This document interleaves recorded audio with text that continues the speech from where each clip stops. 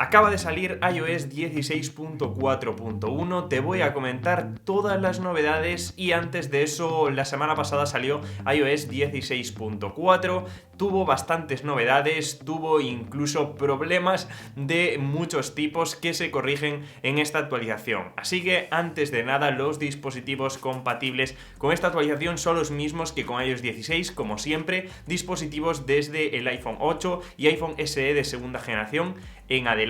El peso de esta actualización es reducido, dependerá del dispositivo y de la actualización desde la que vengáis, así que, bueno, pues variará un poquito, pero que sepáis que es pequeñita en principio. ¿Por qué? Porque corrige principalmente los errores que se cometieron en la anterior actualización, que esto es algo que es muy habitual ver en Apple. Empezamos por un error bastante extraño que vimos estos días y que ya venía sucediendo desde la actualización, que son los problemas con la aplicación de tiempo para mostrar el tiempo correcto que hace en cada sitio. Este problema fue global, incluso Apple tuvo problemas en sus servidores para mostrar el tiempo que hacía en cualquier zona. A veces daba el tiempo inexacto, otras veces ni siquiera cargaba, y esto puede tener que ver con la retirada de la aplicación que Apple compró hace un tiempo, Dark Sky creo que se llamaba. Concretamente no sabemos el motivo, solo sabemos que esta actualización viene a arreglar un poquito este problema. Después de esta actualización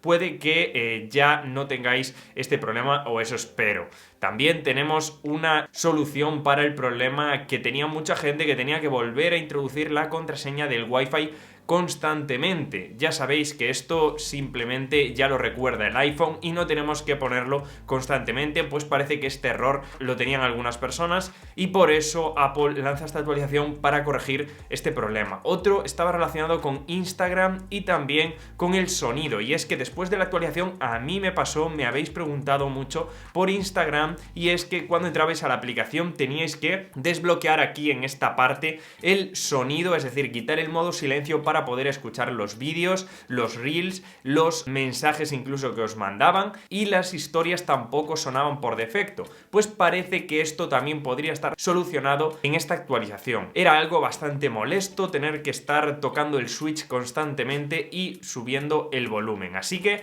ojo, porque muchas personas también tenían problemas con el sobrecalentamiento y con la batería. Finalmente en mi dispositivo no había empeorado la batería, pero globalmente sí que lo había hecho en muchos otros dispositivos. Después de unos días de iOS 16.4 salieron varios informes que, como veis, la actualización iOS 16.4 hacía que el rendimiento general de la batería fuera inferior. Esto es algo raro, venía mejorando la batería y parece que esta actualización algo salió mal, algo no se ha optimizado y ha sucedido esto. Como en todas las actualizaciones, después de unos días Apple también soluciona errores de seguridad o fallos de seguridad que tiene la anterior actualización, y esto saldrá en esta web que estaréis viendo, que la podéis consultar días más tarde, que es cuando Apple publica qué cambios han sucedido en la actualización.